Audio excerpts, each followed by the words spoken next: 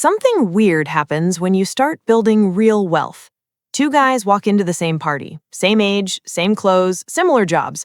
One of them has $800 in his checking account and $12,000 in credit card debt. The other one has $340,000 sitting in index funds and no debt. Nobody at that party knows the difference. They look identical on the surface. But over the next few months, something strange starts happening. People start treating them differently. Not because of what they wear or what they drive, because of something invisible that money does to the way you carry yourself, the decisions you make, and the options you have. And the people around you can feel it even when they can't explain it. My name is Erica, and I spend way too much time thinking about the psychology of wealth, why money changes relationships, and the specific thresholds where everything shifts.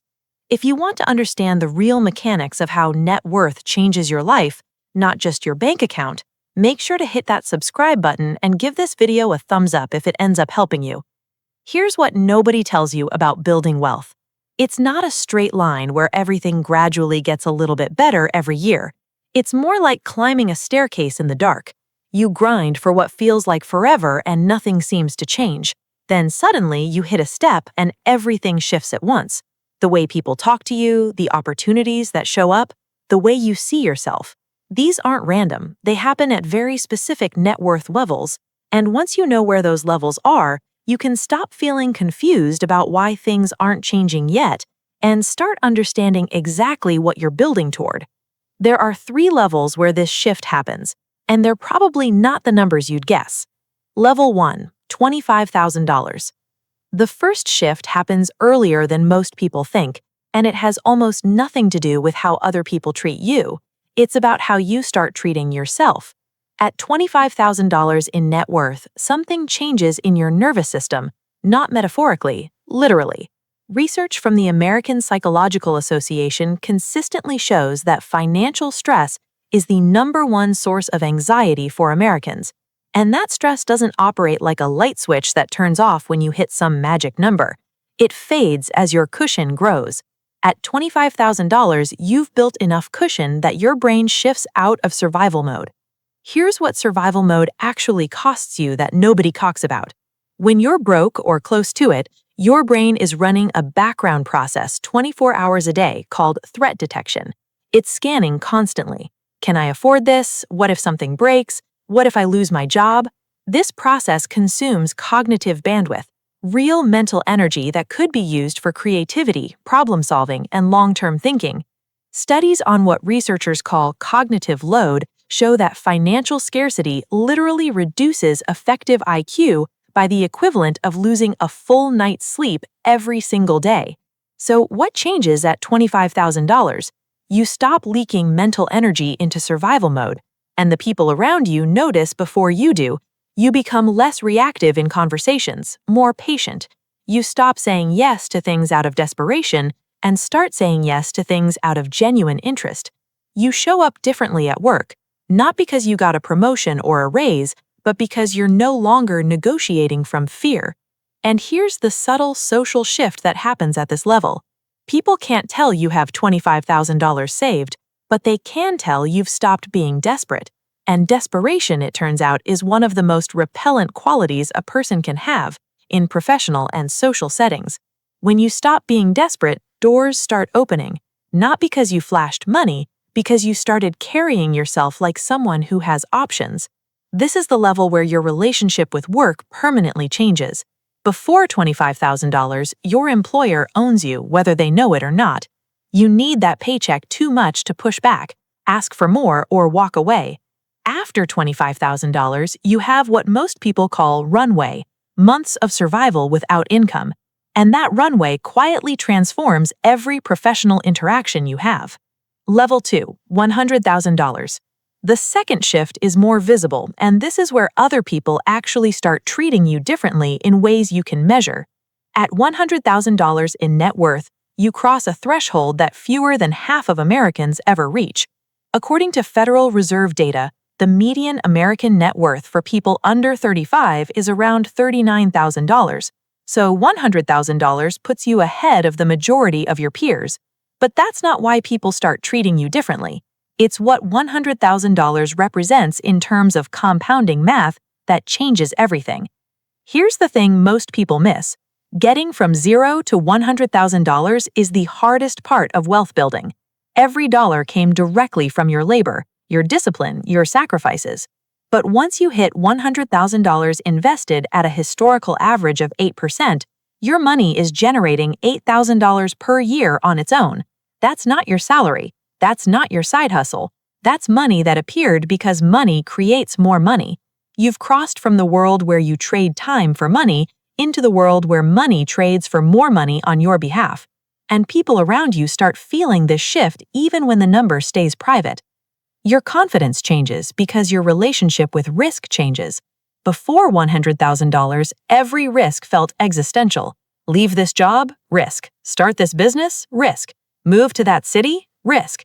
After $100,000, risk becomes manageable. You can absorb a setback without it destroying your foundation. So you start taking swings you never would have taken before. Career moves, investments, conversations you were too afraid to have. The social dynamics shift here in a very specific way. People at this level start getting invited into different conversations. Not yacht conversations, but serious conversations. Someone in your network is starting a business and actually considers asking you to be involved. Your opinion on financial decisions starts carrying weight. You get asked for advice you were never asked for before. This sounds subtle, but it compounds fast, because access to better information and better networks accelerates wealth building in ways that are almost impossible to quantify. There's also a relationship filter that kicks in at this level that nobody prepares you for. Some people in your life will pull away. Friends who are still in survival mode sometimes feel threatened by someone who's clearly building something. It's not malicious, it's psychological. Watching someone escape the financial trap you're still in is genuinely uncomfortable, and rather than being inspired, some people create distance. This is normal, it's not a reason to slow down. It's information about who belongs in your next chapter. Level 3, $500,000. The third shift is the one people dream about, and it's real, but it probably doesn't look the way you imagined. At $500,000 in net worth, something fundamental changes about your relationship with time, not in a vague, inspirational way, in a mathematical way. At 8% annual returns, $500,000 generates $40,000 per year passively. For a huge percentage of Americans, that number is approaching or exceeding their actual salary. You haven't retired, you haven't quit anything, but you now have a financial twin working alongside you 24 hours a day, generating income while you sleep. The way people treat you at this level shifts from subtle to unmistakable, and it happens across 3 dimensions. First, professional respect reaches a new level. At $500,000, you're not just someone who has savings, you're someone with capital. And capital is a different language entirely in professional settings. You get taken more seriously in negotiations. Your ideas get more consideration, partly because of actual increased confidence, but also because wealth signals something to the human brain that we haven't fully evolved past. It signals that someone has made enough correct decisions to accumulate resources. Right or wrong, that triggers a respect response in most people. Second, your time becomes visibly valuable. People stop expecting you to do things out of obligation and start expecting you to choose your commitments carefully. This sounds small, but it changes your entire social experience. You stop getting asked to do favors that don't make sense for your situation. You start getting asked things like, what would make this worth your time? That question is a different universe from the one most people live in. Third, and this is the one that surprises most, opportunities start finding you instead of the other way around. Real estate deals, business partnerships, investment opportunities, job offers you didn't apply for. This isn't magic, it's network effects. People with capital talk to other people with capital.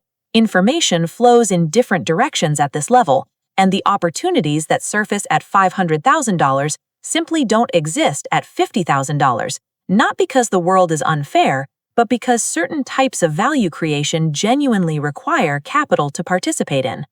Here's the thing that ties all 3 levels together. None of this is really about impressing other people. It's about what each threshold does to you internally and how that internal shift radiates outward. $25,000 gets you out of survival mode. $100,000 gives you real options. $500,000 gives you time.